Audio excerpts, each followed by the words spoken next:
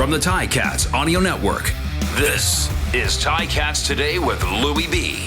Yes, it is Ticats Today for a Tuesday, June the 7th. Home, sweet home. Back at Tim Hortons Field where the Ticats held day one of week one of the regular season ahead of Saturday's opener in Saskatchewan against the Riders. Game you can catch right here on the Ticats Audio Network. Thanks for checking us out. Really do appreciate it. The big voice guy is right. My name is Louie B. We've got a great show for you coming up in just a little bit. We'll be joined by the CFL on TSN's lead play-by-play analyst. That's Rod Smith. We'll get his thoughts on the Ticats and the rest of the CFL heading into this week's opener. Season getting underway Thursday in Calgary. That's where we'll find Mr. Rod Smith when he joins us in a little bit. We're going to hear from Coach and President of Football Operations Orlondo Steinauer. We'll hear from quarterback Dane Evans, and we'll hear from Micah Johnson as well. All coming up here on the Ticats Audio Network on Ticats Today. Make sure to like, subscribe, leave a comment, leave a review, or hit me up on Twitter at @LouieB_TV. Just one news and note to tell you about is the Ticats announced this morning that they added American offensive lineman Aaron Johnson to the practice roster. The 23-year-old played 48 games over 4 seasons at South Dakota State University. He is 6'6", 300 pounds, and has experience at both right and left tackle during his time at South Dakota State. So the one little transaction the Ticats made ahead of hitting the field for the first time at Tim Hortons Field. And a reminder, 2022 practices back open to fans. So if you want to attend, just go to ticats.ca/practice schedule. We will ask you to adhere to some rules like staying in section 104 and no autographs or pictures before or during practice. But ticats.ca/practice-schedule is where you can find when the Ticats will be out here. All right, let's hear from the head coach and president of the Ticats. That is Orlondo Steinauer. And we started off by asking him today just the biggest difference between training camp and preparation for week one. Here's what he had to say. The weather was a little bit different today. We prayed for rain and got it, so that was awesome. I thought the guys came out focused and ready to go. Everything was a little bit new. We were all in our main meeting room and just a sense of quote-unquote normalcy of what it'll be like throughout the year. But I really am pleased. I thought the coaches had everybody prepared. I thought equipment had everything rolling. I thought it was a very crisp day, and I thought we turned up the energy a little bit. Yeah, it's real now. They were real before, but obviously it counts in the win-loss column. But we understand who we're playing, but our focus still remains on ourselves. We're still trying to figure out who we are in 2022. So it's about the execution that we're doing. So again, I was extremely pleased with the effort. We went ahead and went with the pads midway through practice, and they didn't bat an eye. It was awesome. Well, I really don't care to relive those moments, and again, that's just the least favorite part of the job, is releasing players that possibly fit, that actually can play, and they're good people, and just the timing wasn't right for them. So that I don't care to relive, and but for the ones that are here, they understand that it's definitely it's a privilege. It's a privilege, and they came out and they're not taking anything for granted so far. Everybody's grateful, but ready to go to work. I did see this level of competition. The difference is we're preparing for an opponent where it was basically all, our A group versus our A group all in training camp, where we still had some of that. So there was a good level of competition, but also there was a great level of preparation. But as you know, Louie, we're always going to compete. Micah's a big guy. He's a big man. He's been a pro. I've been, really, I think he's done a great job in our D-line room. I think Randy, as always, has done a fantastic job with the D-line. And, Micah's been around for a while, and we gave him some days off in training camp. And it's about the long haul, but he's been a great addition. He's understanding our expectations and how we practice here in Hamilton, but he's working at it. And can't really say enough good things. He's, like I said, he's been not just a welcomed addition, but a nice addition. And we want to see this through for the whole season. That is the president of football operations and head coach of your Ticats, Orlondo, Steinauer. So we caught up with him after practice today in person. Yes, back in the TELUS Media Center for the first time since 2019. You're going to talk about Micah Johnson there at the end, by the way. We'll hear from him in just a second. But I go back to the last time I was asking someone questions in that room, and I had to go back and check the schedule. And yes, it was 2019, the Eastern Finals, I want to say. East semifinals? I should know this. But I was great time because I remember asking Dane Evans, running out of the tunnel and seeing all the blocks. We had a blackout game here for the playoffs, and his response was it was freaking sweet. And that still sticks with me. And we caught up with Dane after practice today. Here's what he had to say about being back home at Tim Hortons Field. Not much. I mean, it's so much. McMaster's great, but it's so nice being here. I think we have some of the best facilities in the league. So getting to be in your own locker, be in your own meeting rooms, kind of settle in like that. Especially because we have a lot of vets, guys that were used to being here at Tim Hortons. It's just nice to get back home. But yeah, no, I'm glad we're back. Yeah, it's good, man. I think we're doing some pretty interesting things on offense. I like what our game plan is right now, some of the things we're putting in. Obviously, some things are probably going to come out and all. But, yeah, I thought it was a pretty good day. Definitely room for improvement. I know I can be better in a couple aspects. But I think overall for day one, week one, first practice as a team, real practice, I think it was pretty solid. And then don't even factor in, like, it was pouring rain at the beginning of practice too. So, but, no, it was a pretty good day.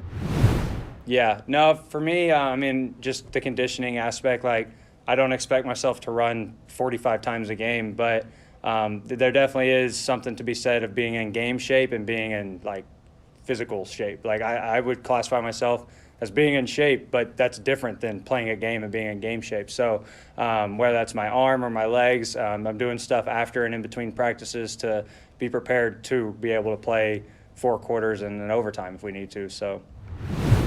I mean, it's football. We got, like, pads on every part of our body, so that's just part of the game. When I get hit, I'm just going to stand right back up and go do it again. Like, it really doesn't bother me. Like, it's football. Like, you know what you sign up for. So. Do you want it to happen early? I mean, in a perfect world, I would love not to get hit, but I'm not stupid. Like, I know that's going to happen. It'll just happen the way it happens. That's how this game always works out. I'll get hit. I'll probably get knocked down. Probably get shoved late after the play, and I'll stand right back up. So, no, since I've been in the league, they've been a great team. They always have a great defense. I think their DC is pretty sharp. Shivers. They always have a great front seven, and then on the back end, it's not like they drop off there either. Like, they have a great secondary as well. So we know we have a good challenge. We know that there's going to be some crowd noise too. We know it's always loud when we go there. Thankfully, we have a couple guys that have, like, experienced kind of the environment there, trying to simulate it in practice, with the speakers and stuff, but it's different. Like, I give them props on that. It's loud there, and anyone in the CFL knows it, but we're going to prepare for it, and we'll adapt. But, yeah, no, they have a great defense, and it'll be a good challenge for us, especially week one. That is the quarterback of the Hamilton Ticats, Dane Evans, as we got up with him after practice. And one more piece of audio here, and a reminder that full scrum's available at ticats.ca.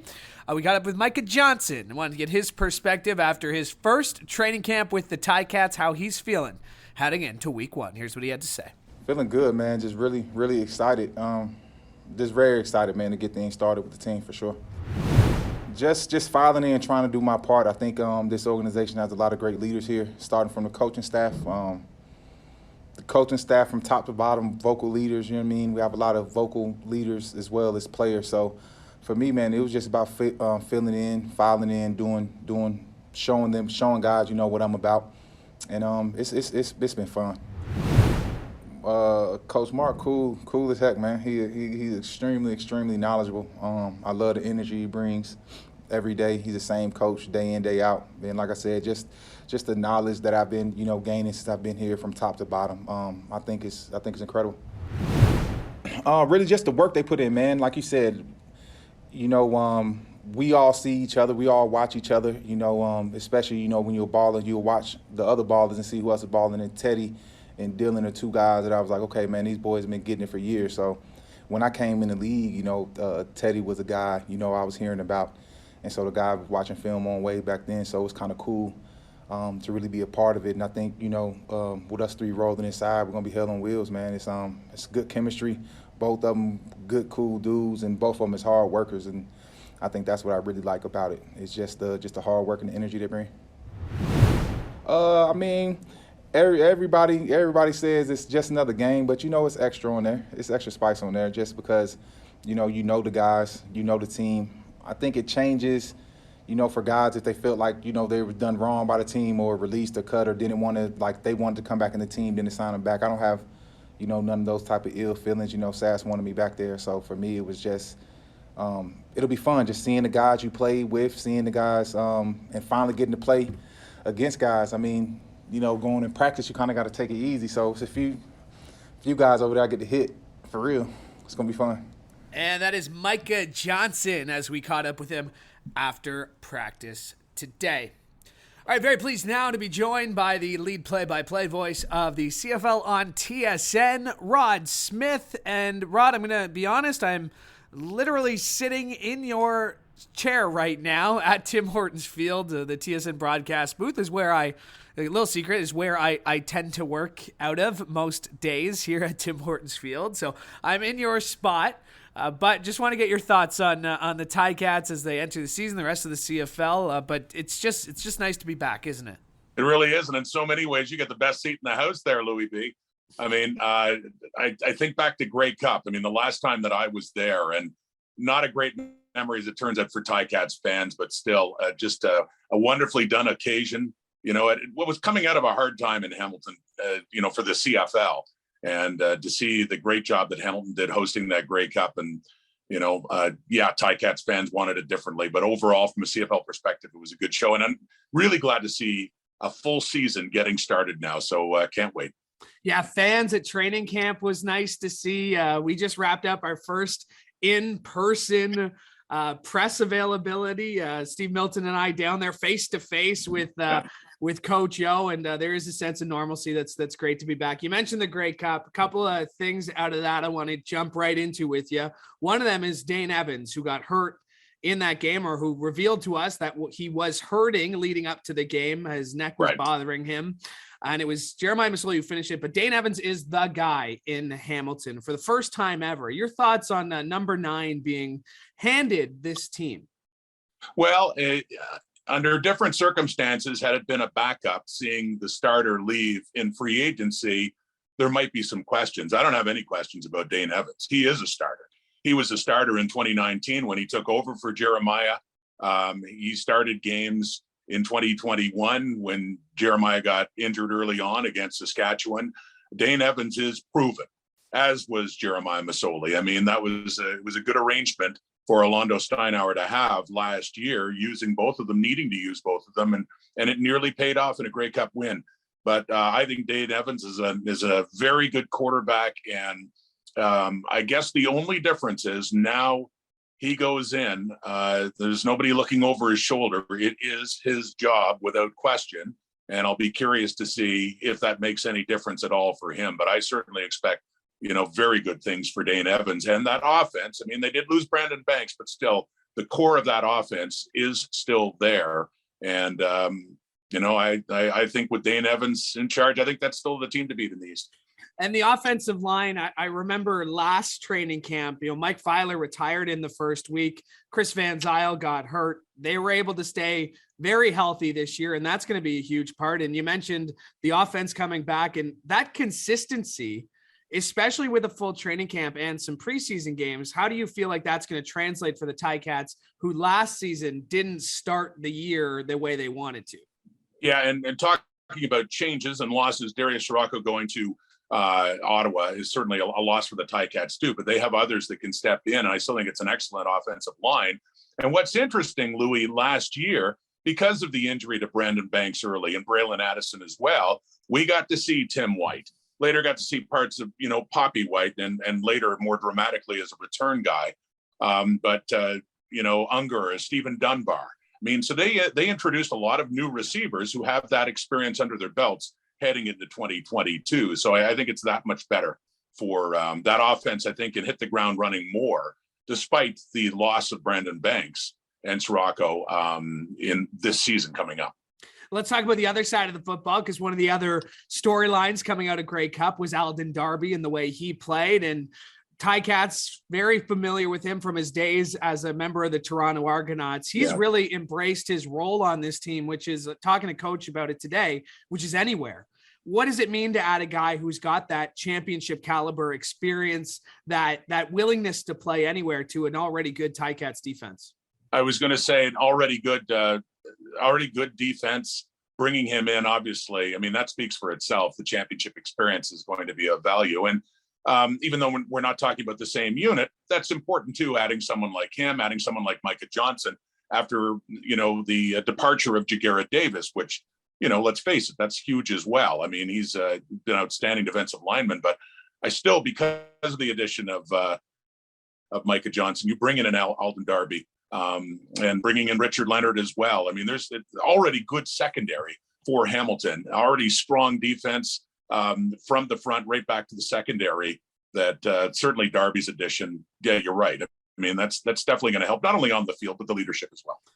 The kicking game was a bit of a concern for the Ticats last season. There was some inconsistencies, missed extra point. I go back to the Grey Cup. It wasn't the best game for Joel Whitford. They brought in guys, they pushed him in camp, but the Ticats are going to start the same way at the kicking position with Mike Domagala and Joel Whitford. How do you feel like a full year under their belt, second full training camp? How do you feel like those guys can grow as players? Well, I want to see how it goes.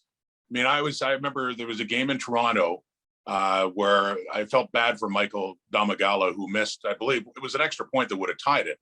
Yeah. Right. Was that the 17-16 game? Yeah, that was the game. Dane got hurt in that game too, right? It was right. Yeah. So the one in Toronto and Domagala, they were rotating kickers in. I'm trying to remember the American kicker that they had coming through as well. Yeah. And it was always a difficult spot on a good team. And Winnipeg, oddly enough, too, the best team in the West and the entire CFL, had kicking troubles throughout the season. I think Michael Domagala can be a very good kicker. And I'm glad to see he got a chance to come back after essentially a change being made at place kicker following that game in Toronto. So, to me, that is where, and I think it's justifiable saying it, the jury might still be out. Let's see how it goes with the kicking game. But I certainly think that Domagala and Whitford have the talent. Yeah. And they're on a very good team. So, but that's going to be one of the things I think to watch for as the season plays out. What else are you watching with this Ticats group? We've talked about them being in back-to-back Grey Cups, coming up short. I mean, the experience is there. What do the Ticats need to get over the hump, Brad? Well, look how close, Louie, they came to getting over that hump. Last December. I mean, they're there, and there have been changes that we talked about, but they're still, to me, slightly the best team in the East, because I think there's definitely been improvement with Ottawa. Montreal has certainly held its place. I'll be curious to see what happens with the quarterback situation with the Alouettes, and then with the Argos. I mean, they added some significant pieces as well, and they were nearly the team in the East. They got first place ahead of Hamilton, and the Ticats had that great comeback in the Eastern Final to win it and get to the Grey Cup. So I still think it's Hamilton. I still think they have something to build on. I still think they have the core pieces to do it.